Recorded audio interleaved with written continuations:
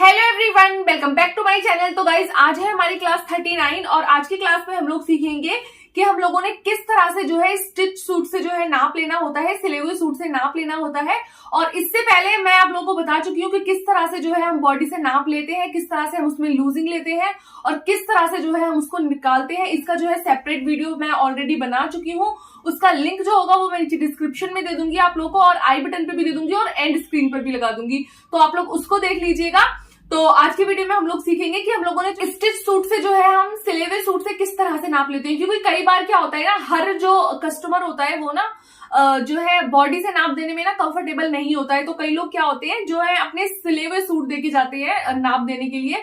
तो उससे हम जो है किस तरह से जो है नाप ले सकते हैं वो मैं आज की वीडियो में बताऊंगी। आई होप कि आप लोगों के लिए वीडियो बहुत ज्यादा हेल्पफुल रहेगा और आप लोगों को बहुत पसंद आएगा। पसंद आए तो चैनल को सब्सक्राइब जरूर करिएगा, वीडियो को लाइक करिएगा और शेयर करिएगा। तो चलिए फिर हम लोग शुरू करते हैं। तो जी ये हमारी कुर्ती है जिसको मैंने खुद स्टिच किया है, और इसका नेक वगैरह का डिजाइन का जो भी वीडियो है वो मैं ऑलरेडी अपलोड कर चुकी हूँ, तो वो भी आप लोग देख लीजिएगा। मतलब जो भी मेरी क्लास होती है या जो भी मेरे वीडियोस होते हैं उसके रिलेटेड जो भी लिंक्स होते हैं ना वो मैं नीचे डिस्क्रिप्शन में दे देती हूँ, तो आप लोग वो चेक कर लिया करो। डिस्क्रिप्शन जरूर चेक किया कीजिए आप लोग, ठीक है जी। तो सबसे पहले हमने क्या करना है, जिस भी कुर्ती से आपने नाप लेना है उसको आपने जो है बहुत अच्छे से आयरन कर लेना है। कहीं से भी मुड़ी तुड़ी नहीं होनी चाहिए आपकी कुर्ती, ठीक है जी। तो देखिए इसको हमने सबसे पहले इस तरह से ऐसे स्ट्रेट बिल्कुल बिछाना है। तो जी अपनी कुर्ती को मैंने बिल्कुल स्ट्रेट इस तरह से बिछा दिया है। अब सबसे पहले जो है हम कुर्ती में जो है लंबाई का नाप लेते हैं। तो जो हमारी लेंथ है, लंबाई है, हम उसका नाप लेंगे। तो उसके लिए हमने क्या करना है, सिंपली जो आपका नेक होता है ना, यहां से आपने नापना है, यहां से नहीं नापना है कभी भी कंधी से, क्योंकि कंधी जो होती है वो हमारी हल्की सी झुकी हुई होती है। तो आपने यहां से नहीं नापना है, यहां से आपने जो है अपना इंची टेप रखना है। ये देखिए इस तरह से आप अपना इंची टेप रखेंगे, ये देखिए इस तरह से, और इस तरह से जो है आपने अपनी लंबाई को मेजर करना है। तो जो हमारी लंबाई है कुर्ती की वो आ रही है यहाँ पर 42 इंच, देख सकते हैं आप लोग। तो ये हमारी जो है बिल्कुल एग्जैक्ट नाप है। अभी इसमें हम जो मार्जिन है और नीचे जो हम फोल्डिंग करेंगे वो हम इसमें ऐड करेंगे, वो मैं आप लोगों को जो है सबसे लास्ट में बताऊंगी कि किस तरह से हमने क्या ऐड करना होता है, ठीक है जी। और आप ना इसे एक पेपर पर ना लिखते जाइए। तो देखिए मेरी जो सूट की लंबाई है, कुर्ती की लंबाई है, वो आ रही है हमारी 42 इंच, ठीक है जी। और अब जो है हम कुर्ती के शोल्डर का नाप लेंगे सबसे पहले। तो शोल्डर का नाप लेने के लिए हमने क्या करना है, उसको हमने बिल्कुल अच्छे से इस तरह से ऐसे बिछा देना है। बिल्कुल भी आपने खींचना नहीं है, बिल्कुल अच्छे से आपने इस तरह से ऐसे उसको रखना है। और जहां आपकी जो स्लीव्स अटैच होती है ना, ये जो आपकी जहां स्लीव्स अटैच होती है वहां से आपने जो है इसके शोल्डर का जो है नाप लेना है, ठीक है। तो इस तरह से आप जो है अपनी कुर्ती को बिल्कुल अच्छे से बिछाएंगे, और जो आपकी ये वाली सिलाई है यहां से आपने इसको नापना है और इस तरीके से आपने नापना है, ठीक है जी।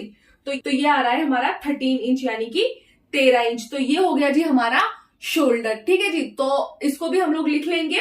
शोल्डर के बाद आता है हमारा चेस्ट। तो जो हमारी चेस्ट होती है उसको हम यहां से नापते हैं। जो हमारे ये आर्मोल जहां पर खत्म होते हैं ना, ये जो स्टिचिंग होती है यहां से जो है हम चेस्ट, ब्रेस्ट जो भी आप लोग कहते हैं, छाती का नाप हम यहां से लेते हैं, ठीक है जी। तो हमने क्या करना है, इसको भी हम लोग लिख लेंगे एक पेपर पर। फिर हमने चेस्ट का नाप लेना है। तो बिल्कुल अच्छे से आपने बिछाना है, आयरन कर लेना है आपको, मैंने पहले ही ऑलरेडी बता दिया है। अब हम यहाँ पर इस तरह से ऐसे इंची टेप रखेंगे, जहां हमारी स्लीव्स खत्म होती है यहां पर जो है हम चेस्ट का नाप लेते हैं। तो इस तरह से लेकर और यहां तक जो है हम इसको नापेंगे। तो जो हमारी चेस्ट आ रही है यहाँ पर वो आ रही है 20.5 इंच, देख सकते हैं आप लोग। बिल्कुल ये हमारा एग्जैक्ट नाप है। इसमें हम मार्जिन वगैरह बाद में ऐड करेंगे, किस तरह से ऐड करेंगे वो मैं अभी आप लोगों को बताऊंगी। तो जो हमारी चेस्ट है, छाती है, वो आई है हमारी यहाँ पर 20.5 इंच, ठीक है जी। अब जो है हम यहाँ पर जो हमारी वेस्ट लाइन होती है उसका नाप लेंगे। तो वेस्ट लाइन के लिए आपने क्या करना है, यहाँ ऊपर से आपने जो है 13 इंच पर, ये देखिए 13 इंच पर आपने इस तरह से ऐसे इंची टेप रखना है।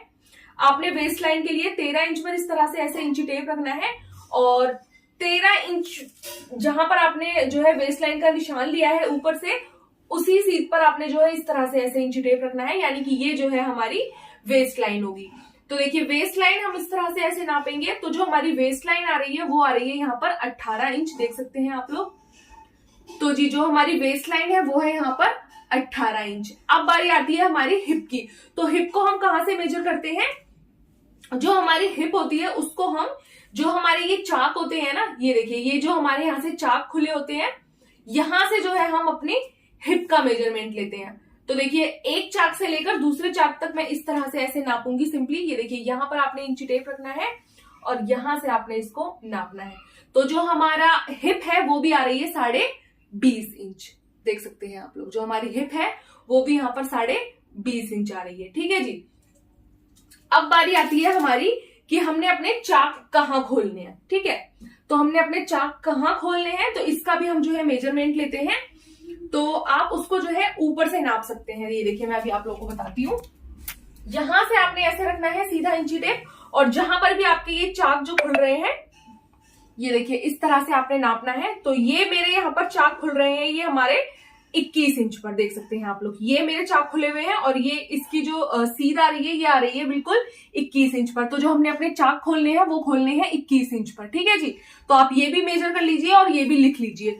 अब बारी आती है हमारे बॉटम की। तो बॉटम को हमने सिंपली इस तरह से ऐसे सीधा रखना है और इस तरह से ऐसे जो है हमने नापना है। तो जो हमारा बॉटम है वो है यहाँ पर 21 इंच का। ये देखिए बॉटम को नापना तो बहुत ही ज्यादा सिंपल है, सिंपली नीचे से जो है हमने नाप लेना है। तो ये आ रहा है हमारा 21 इंच का, ठीक है जी। तो ये तो हो गए हमारे पूरे जो है लंबाई और चौड़ाई के नाप। अब बारी आती है हमारे नेक की। तो नेक की चौड़ाई के लिए हमने क्या करना है, नेक के लिए हमने क्या करना है, इस तरह से बिल्कुल अच्छे से इसको बिछाना है, इस तरह से।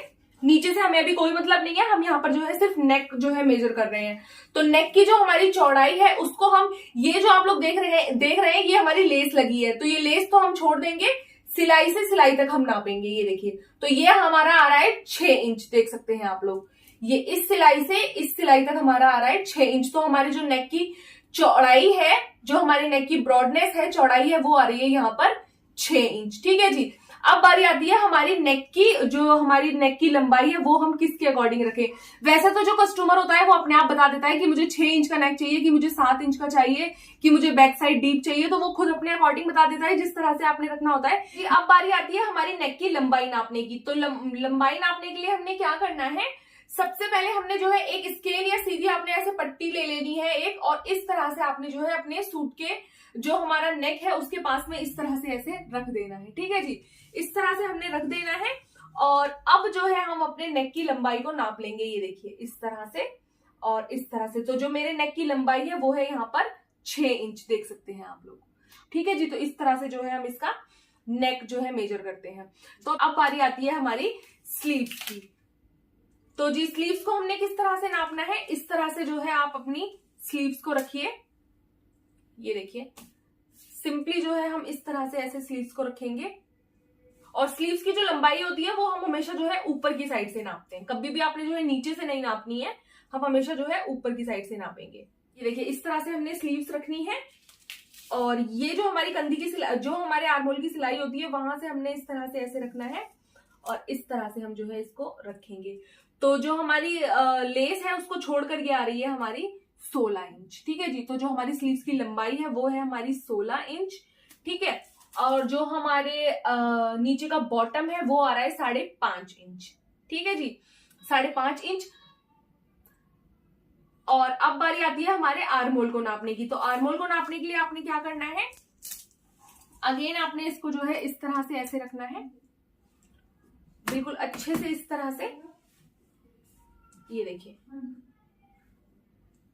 इस तरह से हम इसको ऐसे रखेंगे और यहां से हमने इंची टेप रखना है। और जो ये हमारे आर्महोल की सिलाई होती है ना, इसको हम नापेंगे इंची टेप को घुमाते हुए। ये देखिए इस तरह से ऐसे रख लेंगे और जहां से ये हमारी सिलाई आ रही है इसको हम इस तरह से ऐसे जो है मेजर करेंगे। तो ये आ रही है हमारी 8.5 इंच, ठीक है जी, ठीक है। तो ये हो गया हमारा आर्महोल। अब हमने क्या करना है, सारे नाप को जो है मैं एक जगह लिख लूंगी और फिर उसमें हमने जो है मार्जिन किस तरह से ऐड करना है वो मैं आप लोगों को बता देती हूँ। तो जी ये है हमारे सारे नाप जो हमने बिल्कुल एग्जैक्ट निकाले हैं, नापे हैं। तो वो ये मैंने सारे जो है एक जगह लिख लिए हैं।